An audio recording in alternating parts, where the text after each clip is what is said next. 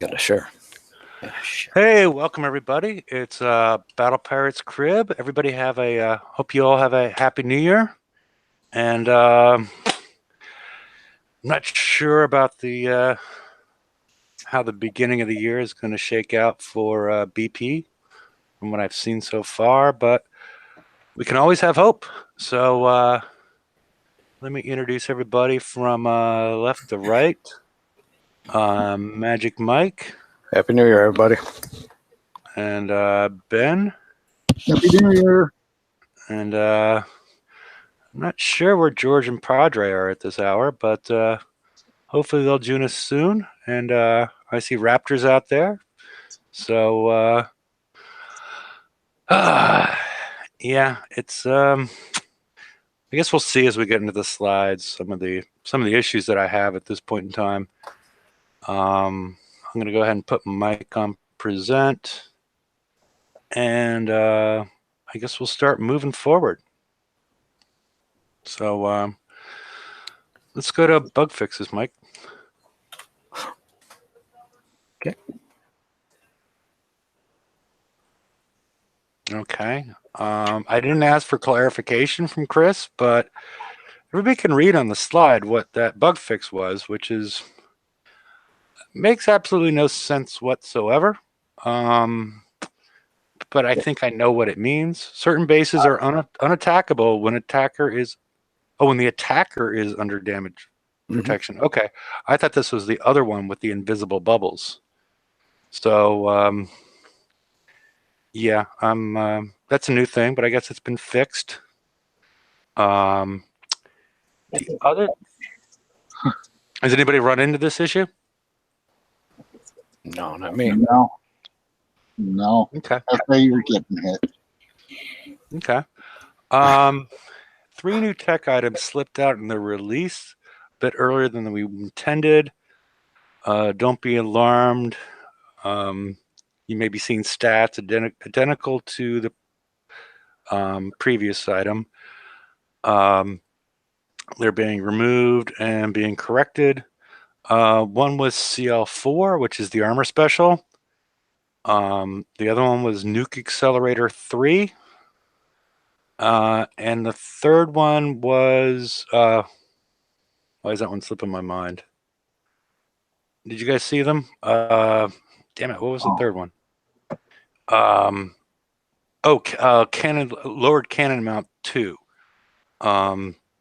They all had the same exact stats as the previous ones, but they just had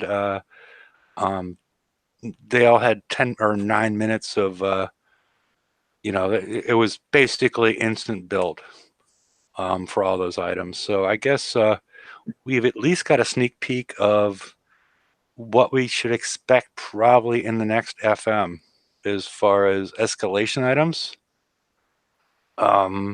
Which I guess is good for some. I mean, personally, I'm not building with nuclear accelerator, so that would sort of mess up my build at this point if they're going to push forward with that. So, oh well, at least we got an idea what the categories are where they're planning to escalate. And normally we would expect these in the FM after the first raid of the cycle. So we're at least aware of things that might need to be upgraded.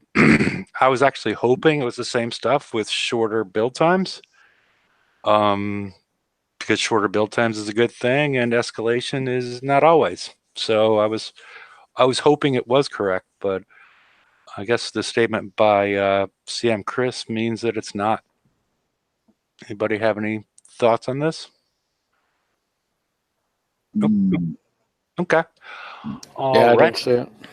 Okay. And let's move on to the next slide then. I didn't do it. Yeah, we have on the 31st, Chris posted some items that are under investigation. The first one is lag. The lag seemed to be worse during this period of time, and it appeared to me that the smoking gun was the fact that they created a random override that would launch snowballs instead of whatever you were normally getting. I'm not certain that that's what it was, but it seemed to coincide with that and seemed to go away at the same time. So I guess maybe testing the graphics, in some sort of live server might have helped that situation, because I was getting massive lag in a lot of the targets when that was going on. Yeah, I had lag in the Crampopolis target, but none of the other map targets. I found it worse in the 100 and the 102. I didn't really get it in the 90 that badly. It could be because of the pure volume of them associated with the proto-nem firing out the rockets and firing a ton of these snowballs into the air. That could have been part of it. And also, we also had the high salvo weapons of the Razor Tails with their rockets, causing a huge amount of them going on as well. The best way I found to solve it personally was to go to my settings and get rid of a lot of the effects that were going on. Projectile explosions, like the second and third one on the list, really seemed to curtail my lag quite significantly. So Raptor had lag in the 90s, but was that the 1990s or the 90 targets? Okay, well, we'll wait to hear back from him on that one. Okay. Feedback regarding older hulls being OP when paired with the newer content. This is talking about not across the board. This is talking about the PvP conquerors mostly, but I guess you could use it on some of the defenders. A lot of the tier 6 conquerors have special abilities that, when paired with the newer stuff, mostly overrides, or not overrides, but berserks or other special abilities that could really crank up the existing breachers and whatnot and cause things to be overpowered. Or also things like the Arena's Rage with the stealth, or whatever it's called, the big Shrouding? makes the shrouds, the shrouding, that would allow them to go in, and the new armor that was the 2 new armors that were released in Bounty 16 made those viable again because of the huge amount of armor associated with them. I'm not sure how they're going to plan to fix this, but it is causing quite a few issues for a number of people. So I think that's what they're talking about. And again, these aren't things that they've fixed yet, but these are things that they are looking at. So the other funny one that's semi-related, the Devastator cannon, which came out with the Eradicator, is a very high damage weapon, and it's only about you can only put it on siege halls, but it will just take out conquerors with it. People are putting them in their base as defenders, which is, I think people will find a good workaround associated with those, because all the siege stuff has a shorter range than the conqueror stuff, so it can be sniped out and have a long repair time. So I think that part will probably have a short life. Anybody had any thoughts or experience with that? Okay. Might be something to look at. Go ahead. Sorry. Okay. Couldn't find the button. Feedback about bubble padding and certain base design that prevent blitzing. This won't be tackled until the bubble padding overhaul, part of the defense rating system. I don't know. I don't know. I wish we had Padre on. He was supposed to be on, but I don't know what's preventing blitzing. I'm not completely certain what's going on here. We've always had this 25% bubble. Maybe they're talking about some of the the armors, the armor amounts that are going on that I don't know. I don't like it when they just want to go in and blanket change things. It's so many times they get things a little bit off, quite a few hiccups, and then they sort of make us pay for them afterwards. So we'll see. I didn't hear a huge amount of players asking them to adjust the bubble pads. I did see George post something on the Bacon page asking for how people would want it changed a few weeks ago, but I haven't heard a lot of players complaining about what we have at this point. But I could be wrong. There could be people out there, special situations and whatnot. What would never mind, that's probably a stupid question, but what would prevent the blitzing other than if it was a portal or something they couldn't get through? Never mind. It doesn't. I mean, it could be multiple things that are related to, certain ways that players would set up their bases to prevent. I mean, and also we've learned that not all these things are written exactly the way players would interpret them. Okay. So I'm not certain. There's an issue with ships moving closer than intended while on auto, putting them in range of more powerful turrets. I think we've seen that in a few of the targets that people, I think we've seen it on some of the siege targets, and I'm not sure if that's the real issue that you have going on, because that's Mike with the Mega Mayhem, because that's the next one. No, but I'm glad to see that they're finally taking ownership of that, because it's screwed up. It is screwed up. Yeah. Yeah, and then higher damage in certain campaigns, and I think this is more related to issues associated with the refactor that they didn't foresee originally, and they seem to be taking quite a period of time to fix. So, because the refactor happened 2 months ago, and they had to pull certain targets off the map, and then they put them back out, including issues, I'm assuming, with some of the FM issues that we ran into, where they put things back but didn't put them back exactly the way they were. And there appears to be a general trend that I've noticed about this, as far as the targets the targets that we're used to are getting changed and not really announced that they're getting changed.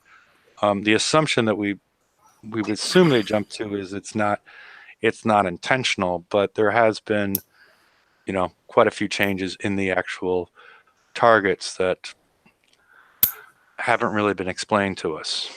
So I'm a conspiracy theorist. I think since there have been targets that can be done for no repair, when they take them off and put them back on, you're going to get damage.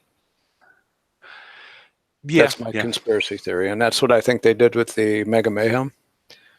But I think there's also a couple of bugs in there. Yeah, I actually took an hour's worth of damage hitting an ice field. However, that ice field had the very corner of it had fire on it, but I wasn't near it with the ship. I have that actually captured, and I hit that ice field and took an hour and 30 minutes damage just from hitting that ice field. Okay, it's crazy. Yeah. They can believe it or not, but that's what happened, and there's all kinds of weird things happening. And with that, you can go forward. Yeah, and that's what it's sort of what we were, I think, discussing last week, associated with what was going on with Wrong Thinker's post, that he wants to change things dealing with splash and the damage, a new damage system. What they mentioned it here, the defense rating system, that they go in, it appears, with all good intentions. Is somebody clipping their fingernails? I clipped one. Okay, we can stop it. Well, it was broken. It was broken. Okay. Alrighty. Well, It's quite loud. I'm surprised that little bit comes through. Okay, sorry. Won't do it again. Okay, just letting you know. Um,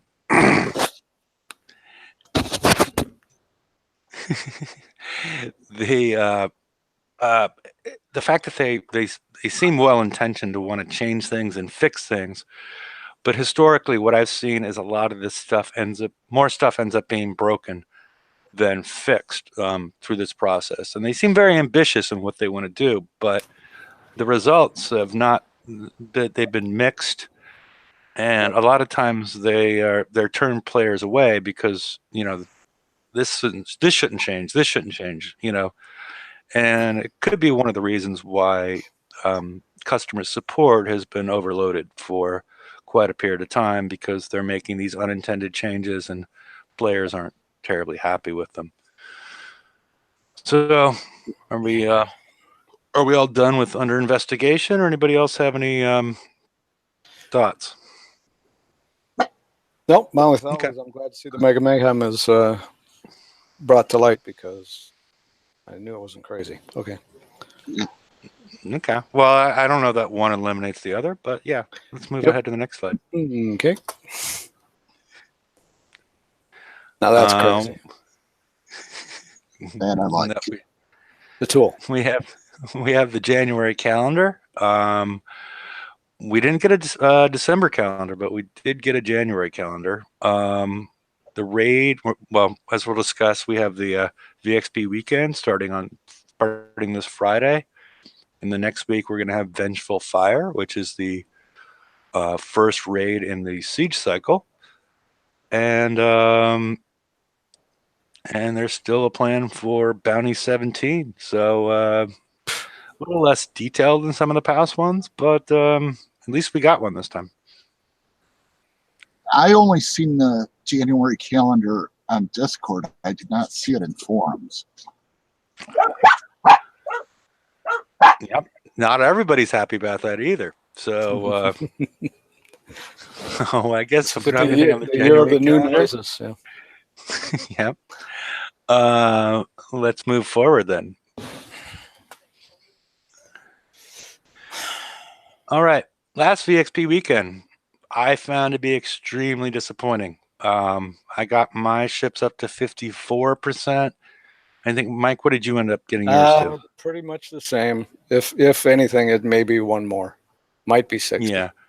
Yeah. And then I looked at the 54 to get that skulled. I'm not even a third of the way to sculling these ships. The payout is extremely low, and on the level 88 siege targets. And from talking to Chris, there's no plan to increase them. That's stupid. Increase the payouts. I was assuming that they would see the analytics and the player reaction and decide to increase the payouts for these targets, because the players only have one option here. It's to suicide their ships. Damage done on these siege VXP targets does not matter. All that matters is that the damage that your ship takes.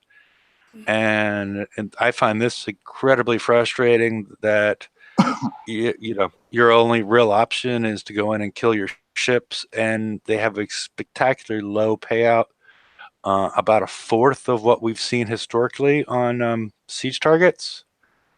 And it doesn't make me happy at all. No. So what you're saying is, if you have your eradicators built, and you're able to go in and actually kill that target, unless you die in it, you're screwed anyway. You get the little bonus. You would get the bonus tokens, but you're not the ships that you're hitting. I've heard some rumor that there was, and somebody confirmed it, that you might be getting 500 extra for killing the target to your ships. But considering each ship needs to get 100,000, 500 is not really doing much. No. So I probably won't do VXP weekend because I'm not coining it. Mm-hmm. And the little payout, you get more off of the Earths. Yeah, and that was the confusing part here. is that even though they were called Earths on the map, Chris would refer to them as robots raiders. I don't see them here like they normally are, and he originally called it Mini VXP Weekend. So I'm not even certain that that target is completely certain that target's going to be there. So the conspiracy again says they want you coining your VXP. Yep. yeah, well, it's not even conspiracy at this point because, you know, like Cuttlefish mentioned, you need to suicide them 16 times. And with Right. repair times, I forget, I did it last VXP weekend, figured out all the numbers on from zero, how many hour days of repair that you needed to get done in 36 hours. And it was not reasonable. That means I have to go in 12 more times because Yep. I think I did it 4 times last. Holy crap! Right. Yeah, I think they're in the motion of changing VXP to something that's more reasonable, but I think they're just driving people away with um, the poor payout with these targets because there's really no reason to do this. There's no strategy associated with it. There's no enjoyable. You know, nobody finds this enjoyable to go in and suicide your targets and then coin them back and then do it again. This is not what people are willing to spend gold on. It's just boring stupidity. This doesn't make any sense to me whatsoever. This is not what you would call an enjoyable part of the game. So I don't get it. I'm not sure what. Sometimes it feels like they borrow from somebody that's working on their PhD dissertation in economics from Stanford, and they're just doing experiments on us at this point with some of the stuff that I see going on at this time. But I'm not. I'm not happy with the VXP weekend at all. No. So, If you could hit it maybe 6 times, maybe 7 times, you might have an impetus to want to get it over with and throw a few coins at it and be done with it. But 16, I don't think so. Because it was like 18 coin repair. yeah, I think it was Like that? Was it with the? I don't remember. Was it? They're 4 hours each, right? Something like that. Yeah. So 16, so it's 32. Yeah. So it's, with a grease monkey, I think they're 3 hours each, and they? you have 4 of them, so that's 12 hours. So that would be Okay. 24 coins per fleet. So Yeah, that's it's, times 16. yeah. It's silly. Yeah. So all right. Yeah, I don't know what to say about VXP weekend. What the strategy is for the player side. That's why I'm a little bit frustrated with the whole show tonight because there's really no good workaround that I can think of because again, the only way you're getting VXP is killing your ships. The armor that we're being provided and putting on doesn't actually add armor or repair time. Well, it adds armor, but it doesn't add any repair time. So there's really no strategy associated with that because we're at a hard cap situation with these targets. It's I don't think that additional armor is impacting you at all. It would in something like a salvage, but not in these sort of targets. There's just a hard cap when you come out It's a per little over interaction. 38. It's a little So, over $38 if you're gonna $38 US if you're gonna do that. It's nuts. yeah, and then we also have the brutal eradicator coming out. And I mentioned on the Friday show, I'm not at this point. I'm not planning, even though I think I could get it done. I'm not planning to build it prior to the XP weekend. I'll probably wait a little longer. That'll help me get my 4 normal eradicators done.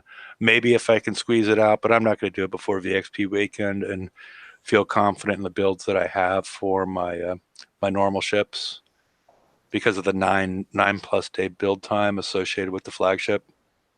So, Yeah. all right, let's move on. See if we got any more cheery subjects. All right. Nice art. Nice art. Yep. All right. More FM technology.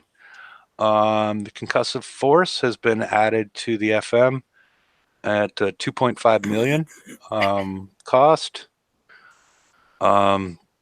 It adds concussive damage at the expense of range.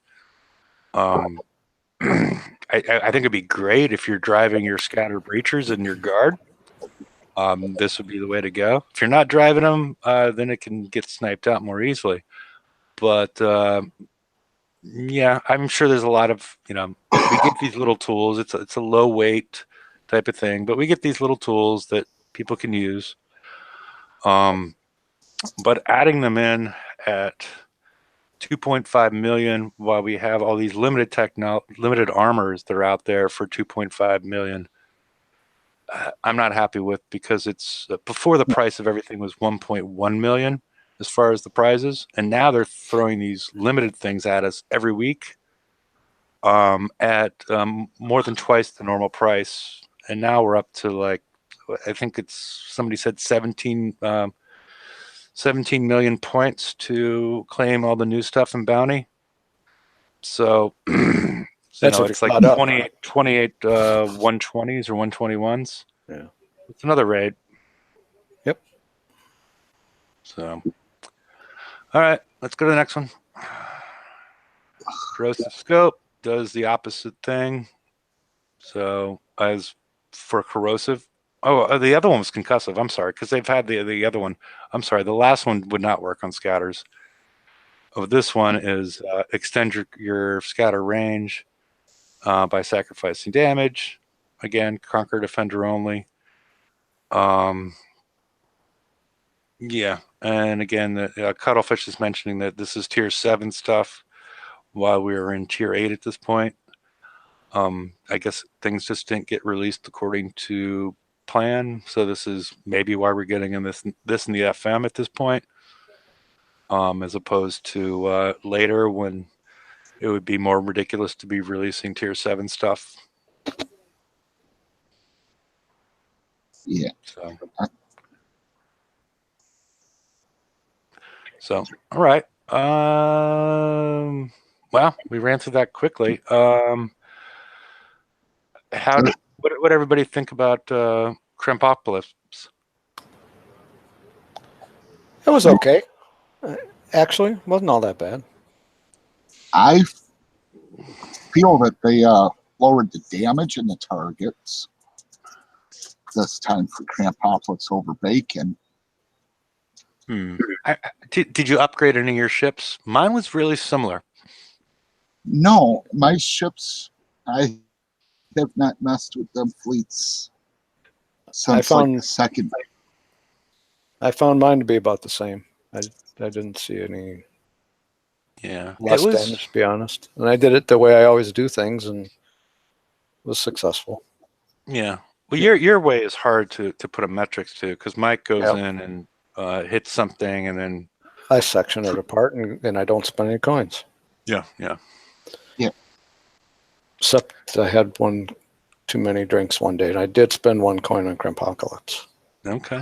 And then Six Pack is asking when the top alliances get the prize bonus.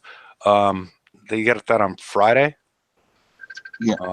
So I'm planning to get my second or third hat at that point, but no, I'm just kidding. Yeah, there was some weird stuff on the leaderboard, as far as people just going out of control as far as the number of points they wanted, which I guess is all fine and good, as it relates to how many points, paying for the rest of our games, just to be badges or whatnot.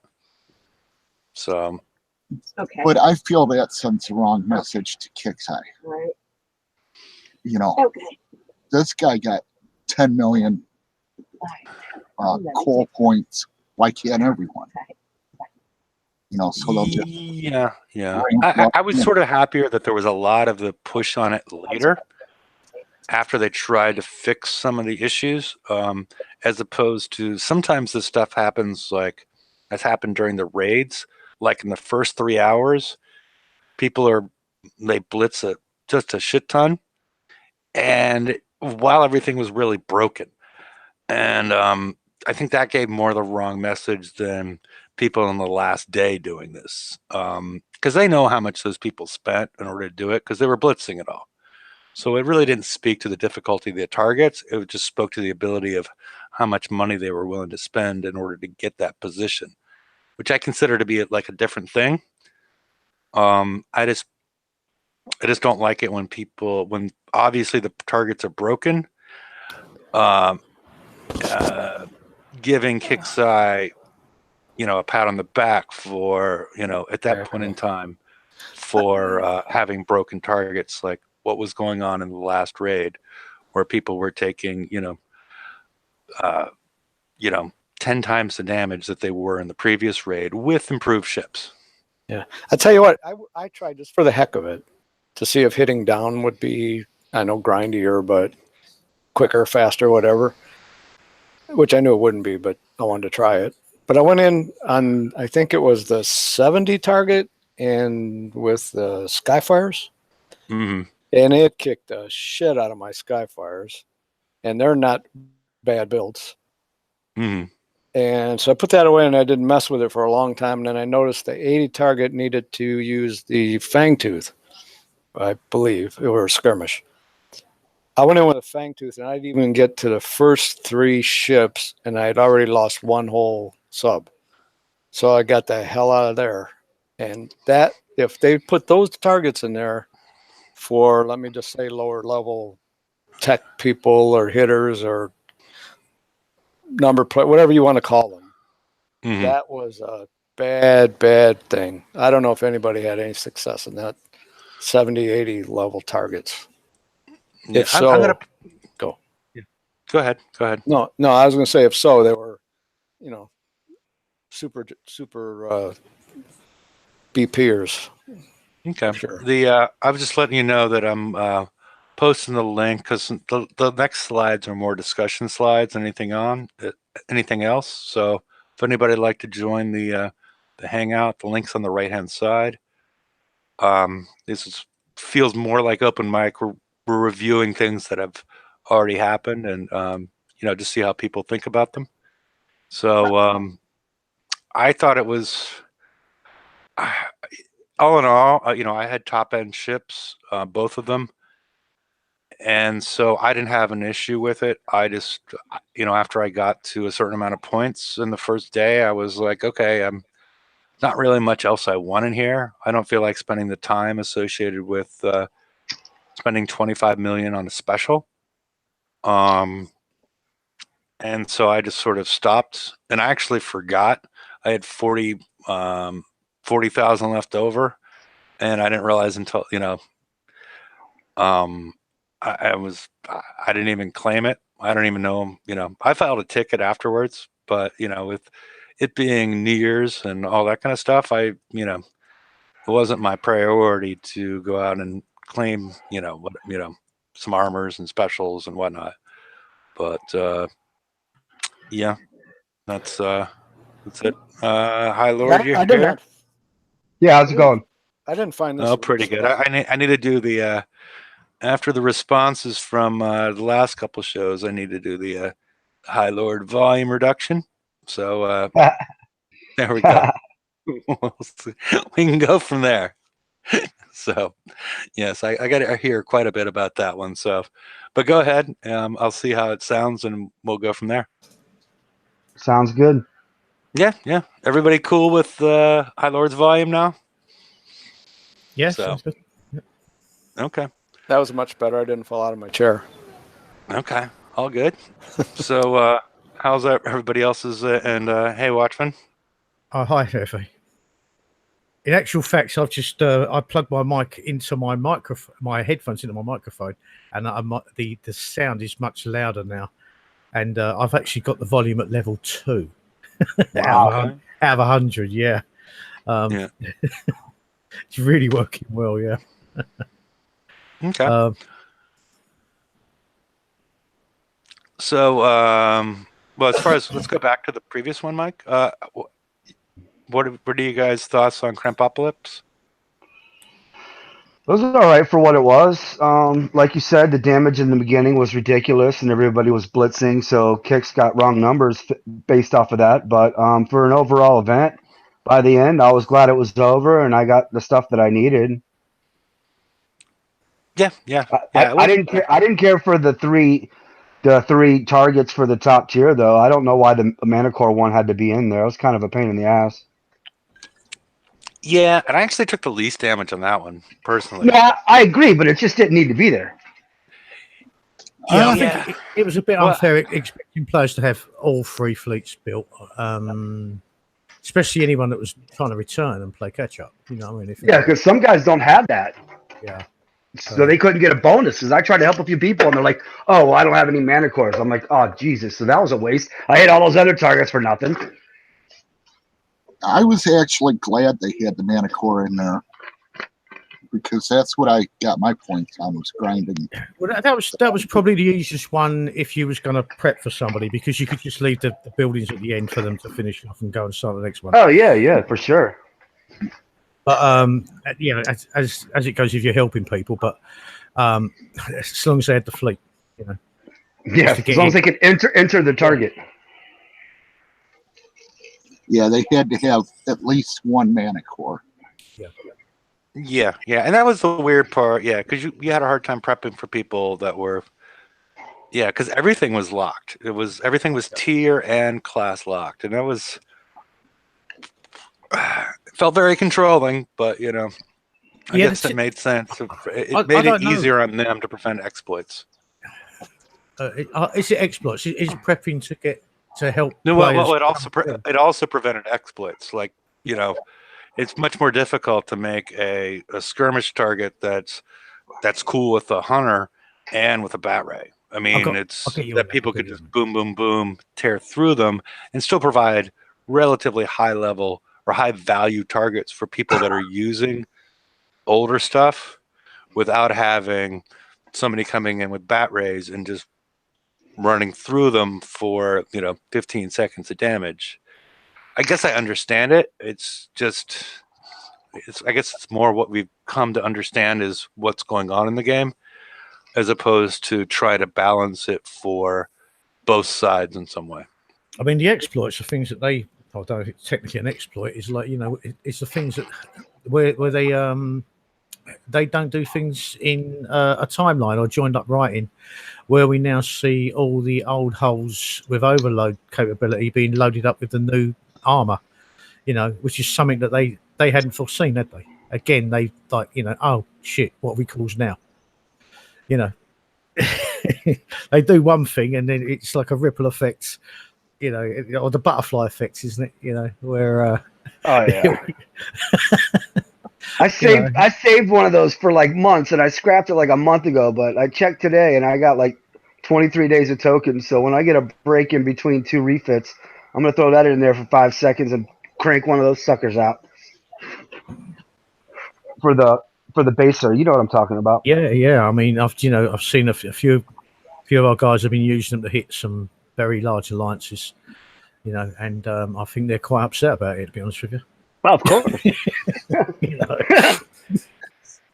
That'll be fixed Tuesday. Watch. Mm-hmm. Oh, whatever. It doesn't matter. It doesn't cost me anything. I had tokens. I got 3 7-day tokens and 2 1-day tokens, so I can crank that sucker out in like 10 minutes, and then go back to refitting the E-Rads.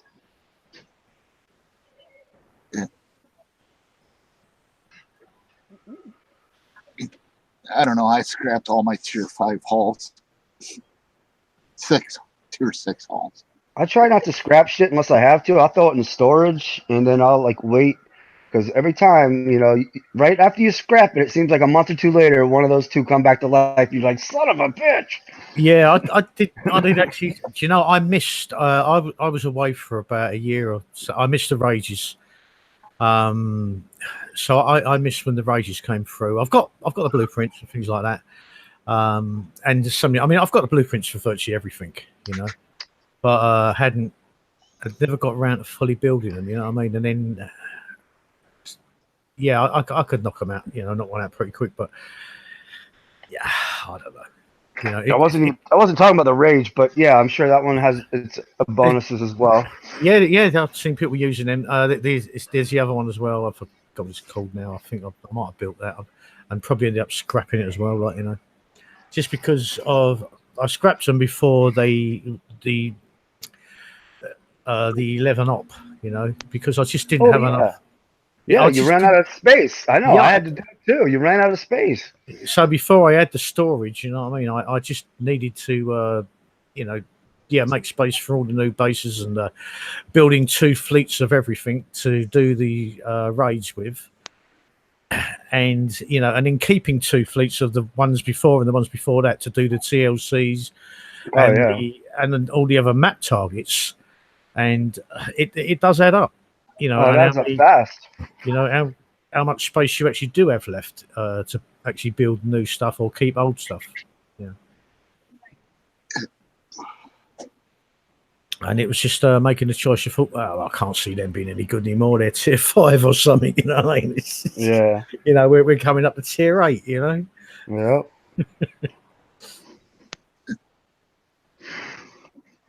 But I don't think this was Kickstarter's plan either, was it?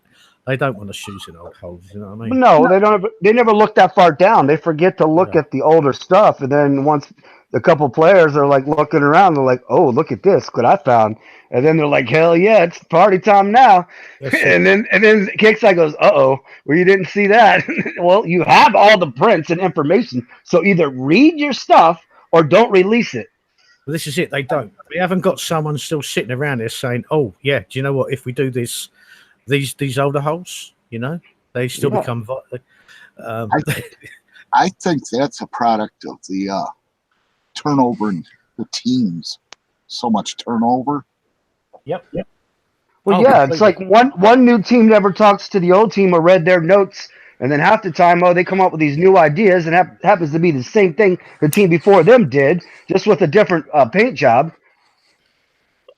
Well, sometimes it's like that's one of the things I wanted to get into. We talked about on last week's show, but let's skip ahead a couple of slides, Mike, to Wrong Thinkers. Yeah, not that one. Not that one. Not the Folded Ferret. Okay. This one's not really changed anything. Let's go forward one more. Forward one more. Let's go to... Okay. All right. The defense rating system, we don't know that much about it. Is he on the screen share? I can click on Mike because I can't. Yeah, you want to click on Mike's name. That's what I did. Yeah. Either that or watch it through YouTube. Yeah, I got it. Yeah. Okay. Now we're going to have a complete workover over what we're used to seeing associated with PvE. Why? I mean, it's not, it's not the player's fault. It's not the previous people's fault that we've decided to create stacking auras that run everything over 99%. It's called power creep. And as opposed to power creeping the shit out of everything, and then, if the system is broken. The old system wasn't broken. You guys broke it. And they just didn't understand what they were doing when they kept on creeping everything up and up and up to the point where we're at 99.85. And, the interface that we have with it just shows 99, or at that point it shows 100%. Yeah. While they're also incorporating things like minimum damage and whatnot into the game. Why do this? Why not just create something different in the game that you don't have to escalate defenses to that level? It's not like the old people did it wrong. It's you guys started making more recent things in the game that broke it. Everything has limits within a system, and you guys just broke it. There's no real reason to change everything. Yeah, I mean, when you've got a system, you've got everything, you've put all this stuff out there already, yeah. And the thing is, when you introduce anything new to it, you have to realise what was there before, and in anything, and they don't look at what they previously got before they start making new content, and then realising how that can be used, by creative players, because we've been around. Players have been around long enough to think. But that was the whole part of the game in the beginning where it was fun because you could do this interchanging. And now we're so limited with everything being class restricted and hole specified. I mean, it's nice when these they don't see these things and we can still take advantage of a certain situation because it's not like you're doing anything wrong. It's just they're not doing their homework. They're the ones that are putting this stuff out for us to use. I mean, we're not building it. We're just using what we have and making it work for what we need it to do. It's kind of funny, but it's unintentional on their part, I believe. You know what I mean? Yeah. You know. Yeah, and there's another thing that's next slide, Mike. Splash. Splash has been working in the game since the beginning. Splash was there. It was a little hard for people to understand it at the beginning. But it worked. There was a fall off stat, which, used to be respected. Sometimes some of the older stuff would have a splash fall off. Okay. Something would do 35% of the original damage at the extent of its splash range, as opposed to like the last rockets we got associated with the Razor Tail. They do 100% over the whole area. The system worked before if you respected the boundaries and understood it, but this doesn't. Now we need to change the whole thing from beginning to end. At least that's the way I read this. Mm-hmm. And they added splash reduction, which they never explained to anybody how it worked. I think it's actually right now. I think it's actually right now the way it's written. Like that's how splash should work. But the way this is the way they're going to change it to? Yeah. Yeah. But what I'm saying is it wasn't they broke the system. It wasn't broken. Was it broken 4 years ago, 5 years ago? Splash? No. The way they wrote it is what it was. But in theory, now with all the new things like Hyper 30 stuff coming out with the splash reduction, it has to be effective in some situations. And I don't think it's getting the right ratings it's supposed to be given. And that's why they're adjusting it. So that the further away with those reductions on, you're going to be taking less splash than you would it was 4 years ago, where if you hit here, it splashed 500% and you still got smashed. Yeah. But what I'm saying is, if they originally had, saw the art and the way it was originally designed, and just like, okay, well, we can't have it be 100% splash across the range of its splash, have a decay in the damage that occurs. That's one thing. But what I'm afraid of is that we're going to see, like we saw with the refactor, that they're going to start messing with splash, and now your old targets are going to be all fucked up. Oh, we're sorry about that. It's because they complain about spaghetti code at times, but then they delve into things like this, where you don't know where the ramifications are going to be. Why don't you just do this stuff moving forward? Don't make a big splash by changing the mechanics of the game, because you haven't, at least to me, you haven't proven that you can do this without having unintended consequences. Is all I'm saying. I think you're right. I think you're completely right, and that wasn't my point. I just saying that from what's written, I agree with the way the splash should be working at this moment in time. But to go in and code everything like you're saying to old stuff, it's going to be too much and shit's going to get messed up. Just from now forward, do it that way.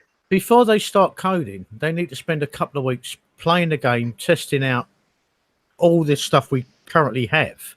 Yeah, and see what does what. Well, it's going to take them a month or so to work through all that crap, to see what it does before they want to start changing it. Because how it impacts upon everything else. And that's been the problem. Yeah, that's the whole problem. They do no research. No, they haven't looked back and seen what we've already got, and then seen how when they add something new to it, how it changes a lot of it, and a lot of times unintentionally. Because they haven't looked at all the different options that are out there and the different specials and the different holes that we have. and how we can still implement and use some of those. Well, yeah.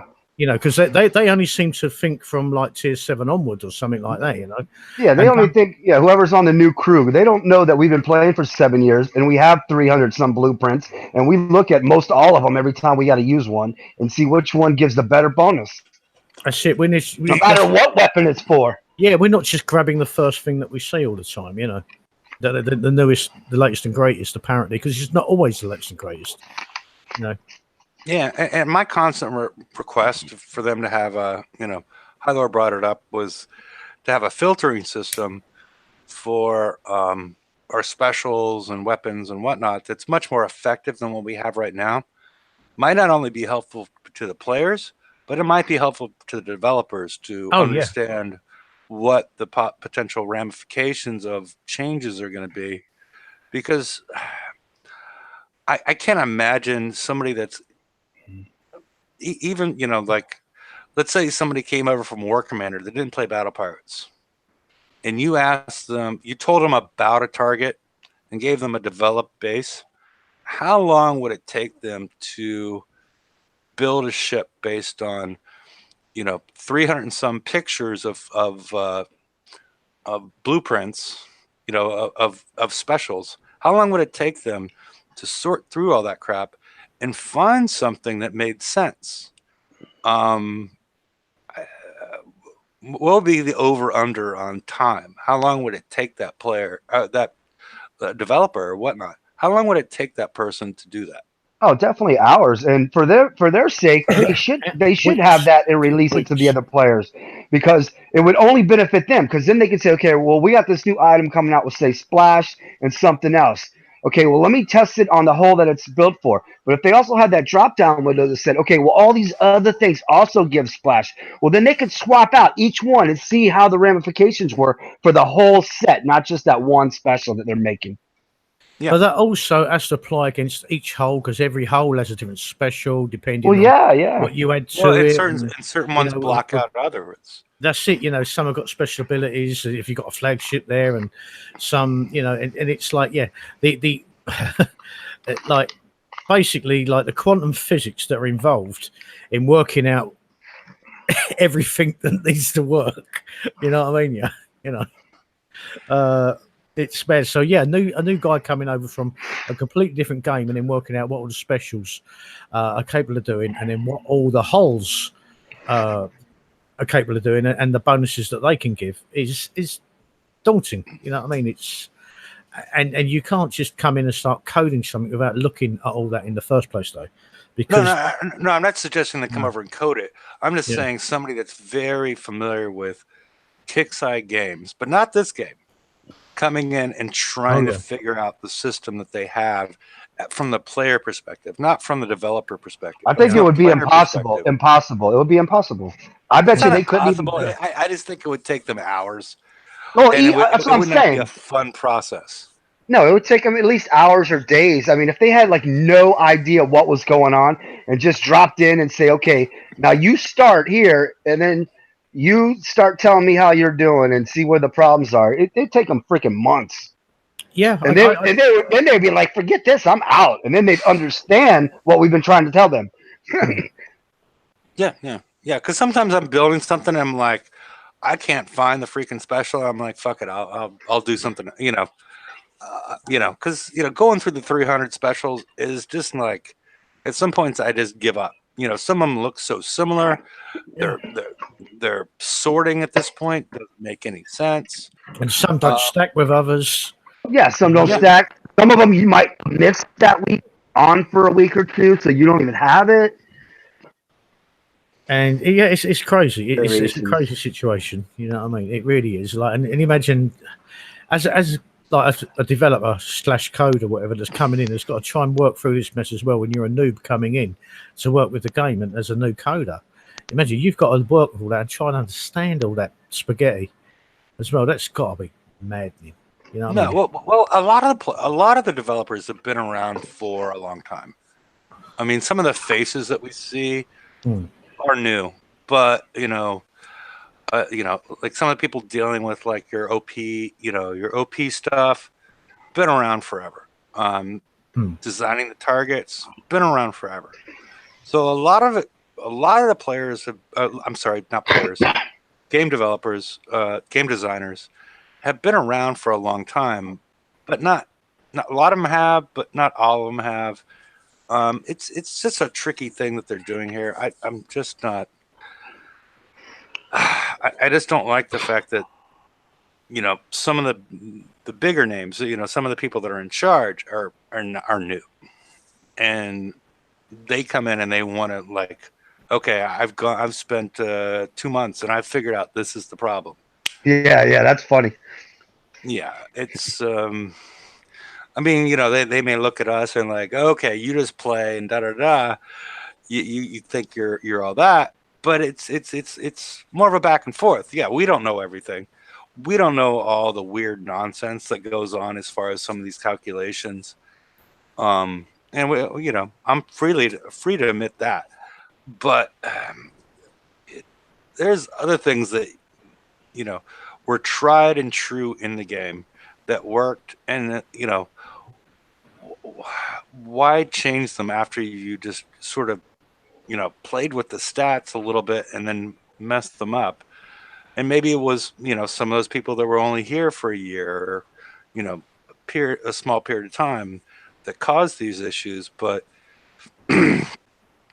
my idea is you go back, at least in your mind, to the point where the game was working well and take a look at what the fundamentals were, and then just base things off the fundamentals. Splash was part of the fundamentals that worked originally.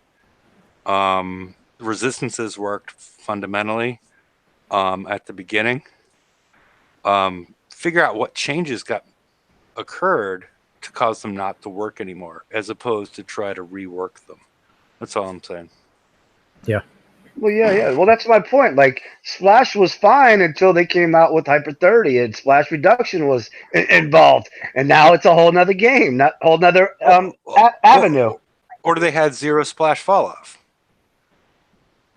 As opposed to like having, like I was explaining earlier, like a lot of the weapons, when they first came out with Splash, at the edge of the splash, and the splash was not, hundreds, it was, splash was like 20, and something would do 35% of the damage it did, 20 units away. Yeah, that's it. That it did right on top of it.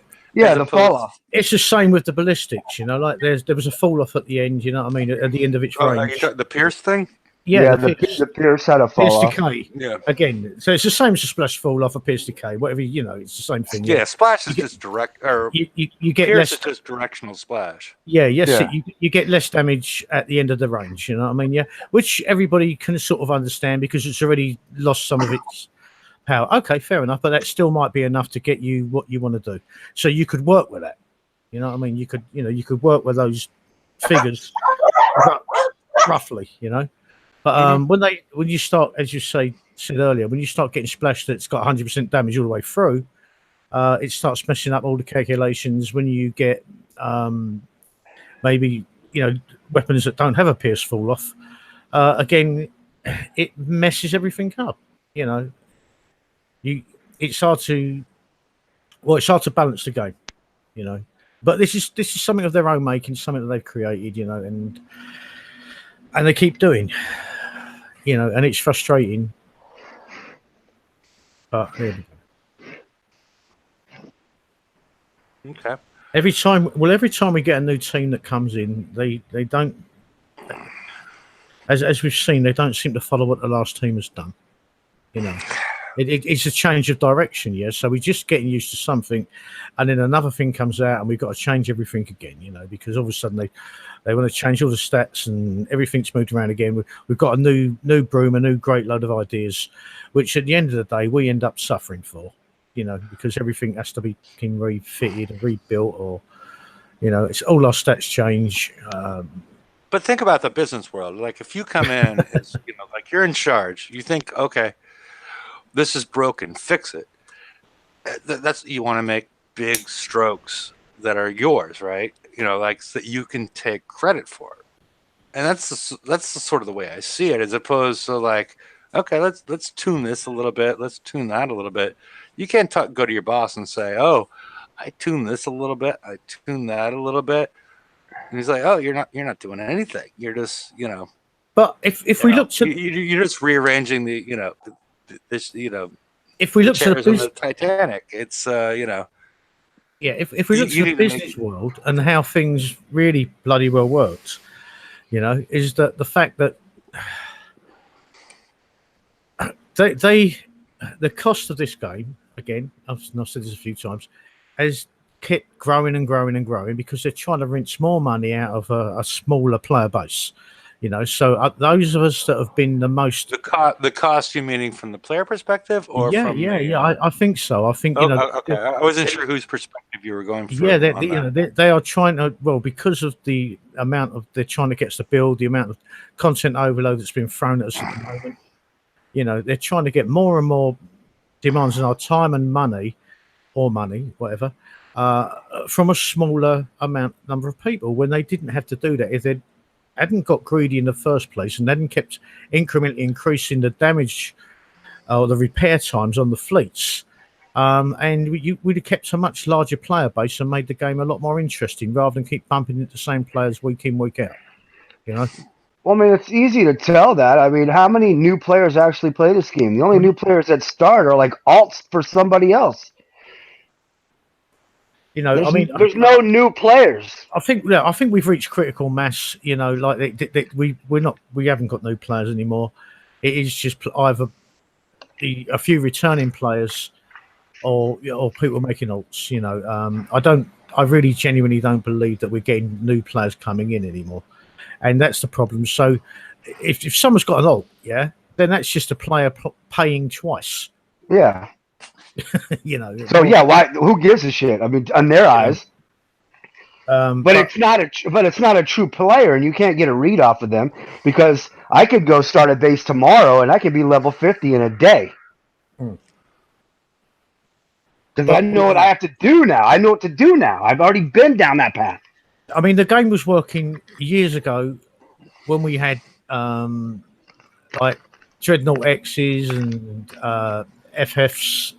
Whatever they MCXs, stuff like that. Okay, yeah, I mean, we had a huge player base, probably about 5 times the amount that we've got now, and it was pretty well balanced. And then they started pushing it harder and harder, and getting more and more. Don't get me wrong, I know there were people that back then were exploiting what was a glitch repair. I wasn't even aware of it. But the point being is the game was very active and very alive. But then they started, because people were repairing it, they started making the incremental. Let's mess up because I didn't know about it either, and I'm kind of mad about that myself. These people were repairing for free this whole time, and I'm a chump over here. Well, that's how I felt, And they started then incrementally putting the damage up higher and higher, to gain a little bit more. Now that wasn't the way to do it, because you should have fixed the code right then and found out how are they doing that? How are they repairing for free? It was not put the repair up and make it higher, the damage up, make it higher. It was basically, keep getting more players in, it's to get them to keep coming. And players were coming in at that time. They really were. It should have kept growing because, the McDonald's thing is they're cheap. It's not the greatest thing in the world, but it's cheap. And you can go out and get a meal for under a tenner, as I said the other week. Whereas, they Kickseye are trying to be the exclusive restaurant where you only go out on an anniversary or a birthday. Yeah. And that's the problem, and so they've limited the amount of people that are going to spend big. Now, the guy that goes to McDonald's 3 or 4 or 5 times a week to get a $5 meal is not the same guy that's going to go once a month out to some fancy restaurant and spend $500 that one time. So how many more players do you want? You want both of them, but you also got to cater to the lower levels. Well, yeah, that's it. Because you want a vibrant player base. You want thousands and thousands. You want 100,000 players, not 30,000, or you 150,000 players, not 30,000 players, because it makes it more interesting. There's a much bigger player base for everyone to get to, and everyone, if the repairs are reasonable and the build times are reasonable, even those players that currently are farms have the opportunity to get up there and have their own go back, because it's all within a reasonable price range. Or time range, and new players coming through could do that as well, and that is where they lost the plot. When they lost the plot, when they started, the build times become unreasonable, and the repair times got higher and higher. And that was it. And that was agreed on their part, because that started when the game was growing. It was still growing when that came in, and I watched it. I saw it myself. So it wasn't like when the player base started diminishing and they had to start clawing more money out of those that were left. Yeah. They just need to make changes, though. It's all in the past, but they need to change that. So they started killing the game themselves. They also jumped the shark on a lot of things that forced them into. They jumped the shark on, back in the day when all the ships that everybody's talking about that worked had 3 or 4 specials. Oh yeah. And now that we're up to 6 specials, just if anybody can do the quick math, the ramifications as far as QAing this stuff, planning for it, designs, whatnot. Yep. And everything went up exponentially as far as the work on their side. Now we see less targets. We see constriction in what we're allowed to do at this point. Before, we didn't have any blocks as far as if you put this on, you can't put this on. If PvP versus PvE, different classes. This was all caused by the jump from 3 specials to 6 specials because they couldn't keep up anymore. But it wasn't just that, FA. Sorry, I'm sorry for interrupting. I really apologise. But the point is, just those fleets for multi-purpose. You could come in as a newer player, yeah. You could build one fleet, a DNX or an MCX, and you could do your raid. You could hit bases. You could go and hit map targets with those. Yeah, they're multi-purpose fleets. You can hit and do more than one more than one idea with it. You could now become one or the other. You could become a viable player much faster than now, where you have to have 8 fleets to be able to do the variable things, and that's it. That's why players aren't coming back, because the amount of fleets that they would need just to be able to do anything. But yeah, that's what I was trying to get across. It's basically now. I don't know if anybody here can do the quick math as far as the 3 variables associated with specials as opposed to going to 6. Well, yeah, it is massive. It's super massive. The player side and the kickside side, as far as the possibilities and the ramifications associated with it. And that's where things really went off the rails when they did that, personally. And it forced them to take this game down a path that the players haven't liked, that were part of the original game. Yes, it would sell much better product. Be like, oh, okay, yeah, people are going to want 4 specials. Oh, they love 4 specials. Let's put 5 on. Let's put 6 on. Well, it is nice. Well, no, but if you see the ramifications of it, it's not nice. Well, it's their own doing. It's not our fucking fault. Yeah. Well, we wanted it. That they heard it. That we wanted it, and there's no way to go back. See, that's the problem. I mean, the way they tried to go back was not allowing you to stack one thing over another. Separating PvE and PvP, making things class and tier class and tier limited. That's all the ramifications of them, going from a couple hundred possibilities to tens of thousands of possibilities on the way somebody could build something, and that's where everything went off the hinges. Yeah, but I'm PvE, and I appreciate those different selections and ideas, because it's my game style. I mean, I don't mind hitting bases. Like, I'll go hit a base, whatever, but I'm more about figuring out the puzzles in the game and hitting another player space. Sometimes it's a puzzle, but when you got to use like $5 just to break it, I'll pass on that puzzle. Yeah.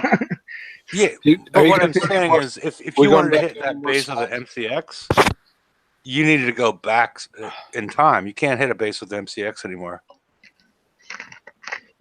You can't hit a base with any of that stuff anymore. And back then, even when we had 3 specials, you really only had 2, because one of them had to be an engine. Have we doing any more slides? Do we have to go back to any? I know we might have missed. So now we have the engine plus 5 specials, all the stuff on the ship, versus before where it was just 2. So you either boost your damage or you boost the building or whatever. Well, as So I yeah, said, I think it's crazy. it's got overcomplicated, and even the actual coders, the developers themselves are overlooking things and missing a lot of stuff. And I think in the last week, that's been obviously portrayed in the fact that people are bringing back level 5, like conqueror holes, and being able to make them viable again, because they don't want us using level 5 conqueror holes. Well, That yeah, was but that's something just part of the game, though, man. That's because people got the armor, and if you saw a purpose for that armor, then that's how shit works. But they that's not something that they planned. That's Well, something then I know that's what I'm saying. That goes back to the earlier point. They need to do more research. it's a consequence of what they've done rather than what they'd planned. You know what I mean? That's Yeah, the they're truth. planning stuff based off of no research, so they're just coming up with ideas, and it sounds good for the newest thing out, but they're not understanding that it's going to affect anything else behind it. Because obviously, as this game goes back for so long, there's so many things out there that they haven't checked how everything works. I agree with you. Hefe. Probably getting a beer. Oh, here is. I just want to know if we're done with the slides. I think you're done with the slides. Put on some mountains or something. Put on something good. I think. Well, I think we jumped a couple forward, so That's why I wanted to make sure. Yeah, okay. I'll leave it up. Probably go back like around 7 slides. I think that's where we have to continue. Wherever the one was with the turret or whatever the damage is, they're side by sides. That was the next slide before we jump forward. We didn't discuss. Keep going right there. That's the next slide.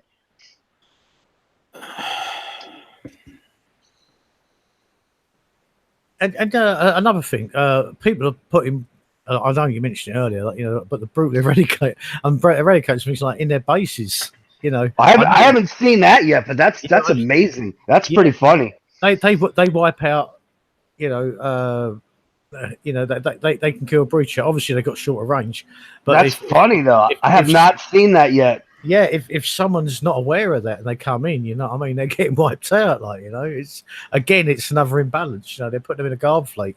Yeah, but that's hilarious. That's pretty funny.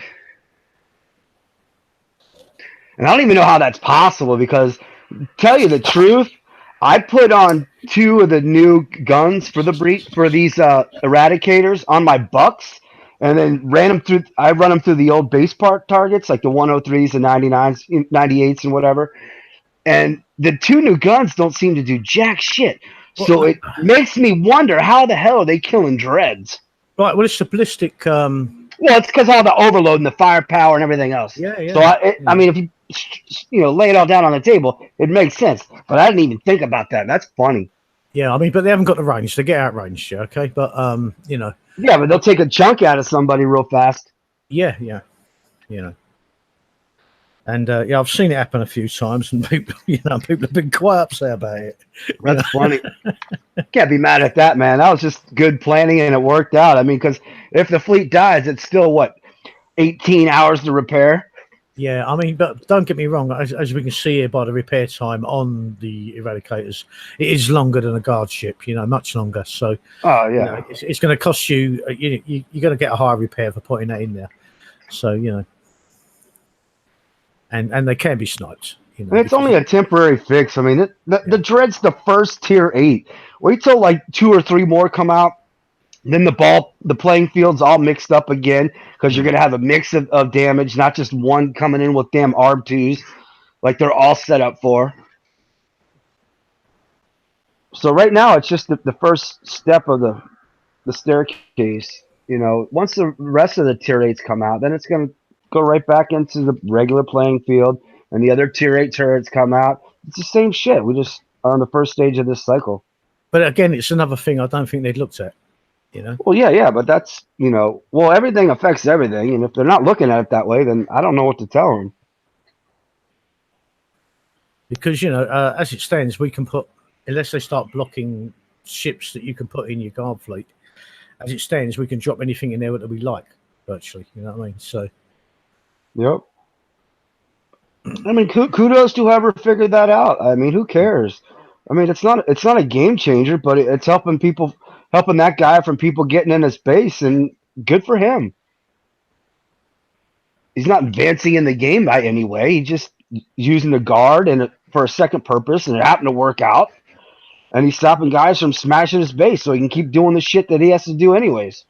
Yeah, I mean that's it. The Devastator cannons are pretty like ballistic. You know, I mean you got what over 1.5 million damage off of what are they kicking at? 75,000 damage. You know. I thought it was like something like 50 or 60, and then No, plus all the bonuses, so it goes up way higher than that. Yeah, 75,000 damage, and then once you've got 6 of them, you got over 1.5 million. You know, yeah, I mean they can stop a breach in its tracks. You know, they can melt them pretty quick if they run into one. You know. Well, yeah, but you got to break that down. 1.5 million damage, or whatever. Would you say 1.5? Like a million damage. So you got 8 guns per ship. You know, so that's not really a million damage. It's really like only 1,500, if that. I mean, 100. Yeah, 150K, if that. Yeah, per salvo. Yeah. If it hits. Yeah. But their accuracy is 100% on those anyway. On the yeah, cannons. but that's the numbers where Hefe was saying before. I mean, Kix has all the fine-tuned behind-the-scenes numbers that we don't see. So if we figure something out, we figure something out. But they have the actual numbers, so they know what's going on. We don't have all the cutoff points where 98% armor is going to be like a million times worse than 99.2. We don't know that because we don't see that. Yeah, that's it. The fine details. Yeah, it's like what's the difference between 99.3 and 95 and stuff like that. You think after 95 you're good to go, but that's not how it works. The higher you go, it's where the crazier it gets. Yeah, because it's the difference between 95 and 99 is not 4%. It's 80% better. Yeah, it's crazy. Yeah. That's it. Until the point in time where you start hitting minimum damage numbers with high salvo weapons that are coming at you and things like that we don't know those numbers, the minimum damage numbers that you're going to get no matter how high you are. Yeah, that's where we're in the dark. So if we figure something out, that's good for us. That's not our problem. That's their problem because they have all the numbers. Well, it's good and bad because they can fix it behind the scenes is all I'm saying. Yeah, but a new player coming in, try and work out a difference then between that. I mean, even it's impossible. Players that have been playing as long as we have, thinking what the is this sometimes, and then imagine if a new player came in and they're looking at it and thinking, I've got no idea. You know what I mean? It's like, how does this work? So you're telling me you get 8% more damage for 4% more. Yeah. Hefe, are you going to go through any more slides? I don't know. Is there anything, anybody wants to talk? Because I'm thinking about wrapping things up as far as the live show. Unless anybody has any, I don't really have much, but I have one thing. I built the Eradicator just for the bonus, so I kicked it out blank. I actually put like a Hailstorm. The Brutal Eradicator. The Brutal. I put like a Hailstorm 1 and a CL3, CL3 on it, only because it fit into the token time frame I had. I just wanted to pump it out real fast so I can get some rank on it. That thing's sitting in the corner, and I'm only built it for the bonuses for the first raid. And then on my regular ones, they're still not done yet. And I'll put armor on after Friday after I get a little bit more rank. And I'm hoping to get like one folded ferrite on there, and then all the rest is going to be D1C because there's no time to do anything else. Yeah, I've got the Brutal built with a Speed System 6 and a FUD on it. Well, I don't plan on driving it, so that's why I didn't put an engine on it. Well, the same as we was doing the other. Yeah.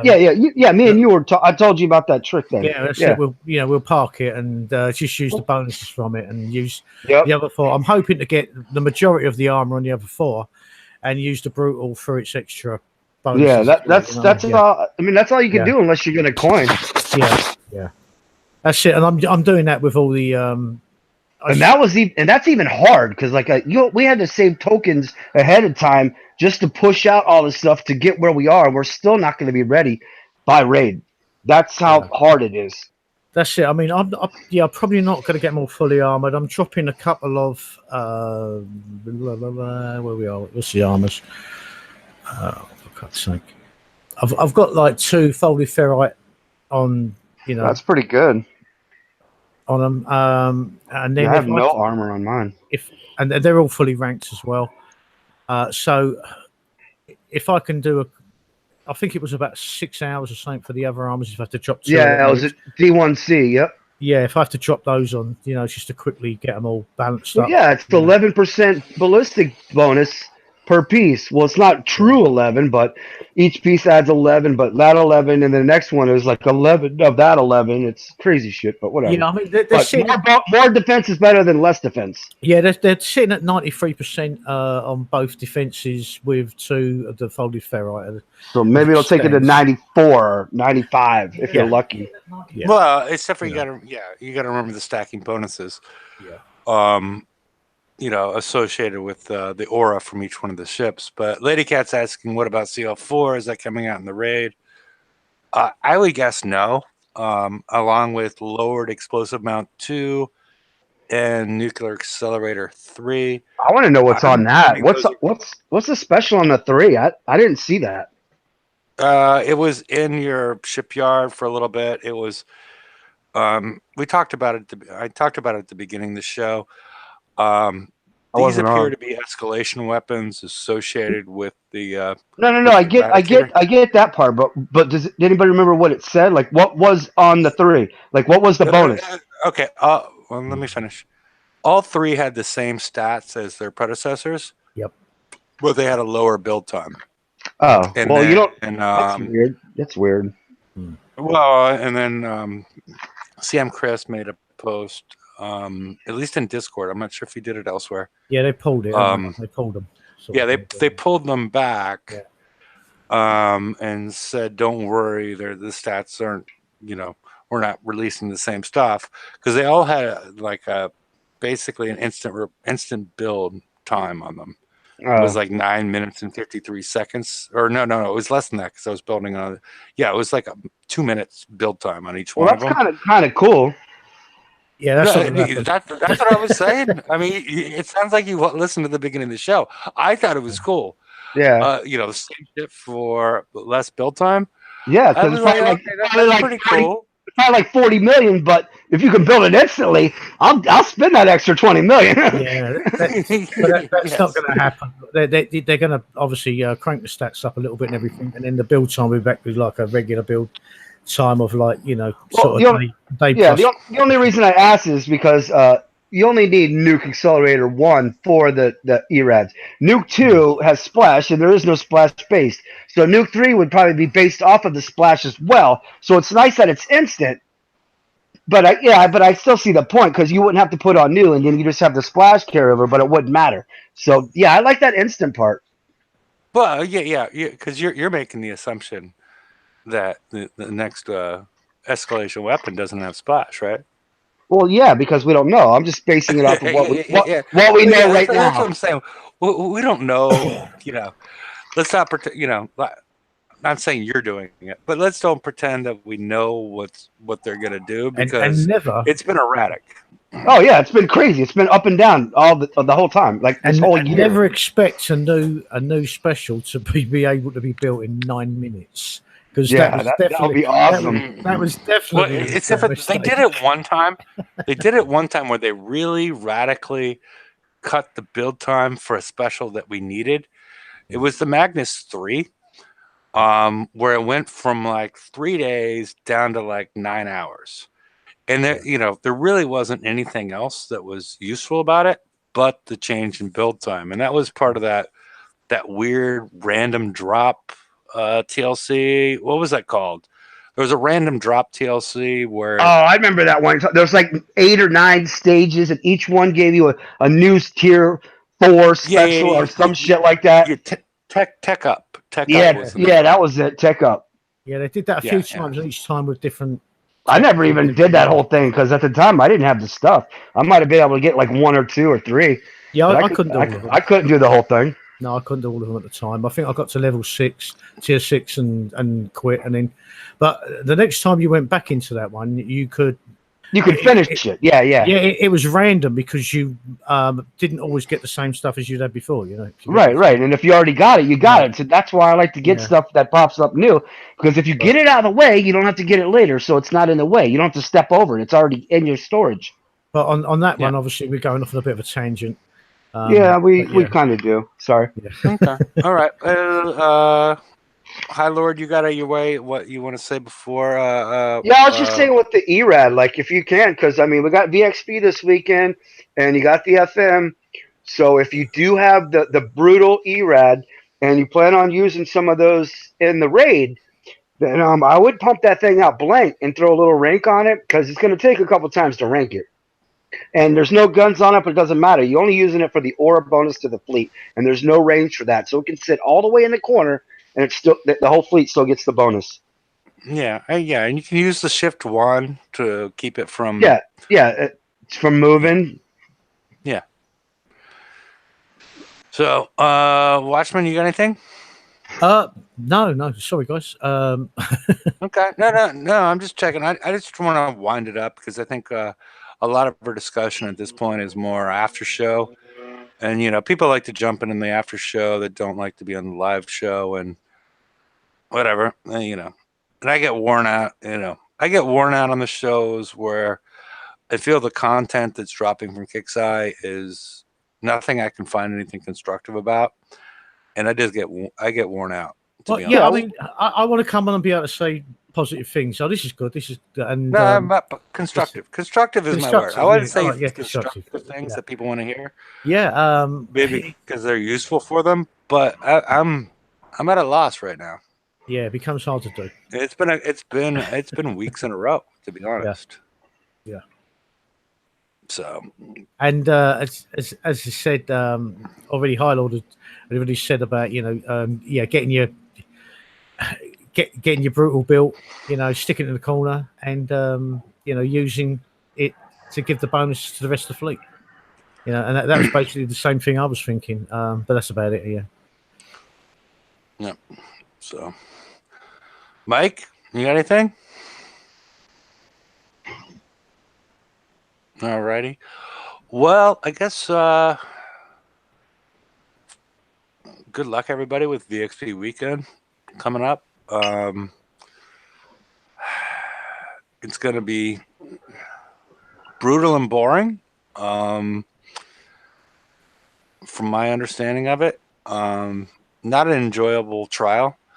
So, yeah. Like I said, I prefer to have something that we can talk about that's, we can be constructive to the community, but I didn't see anything this week besides,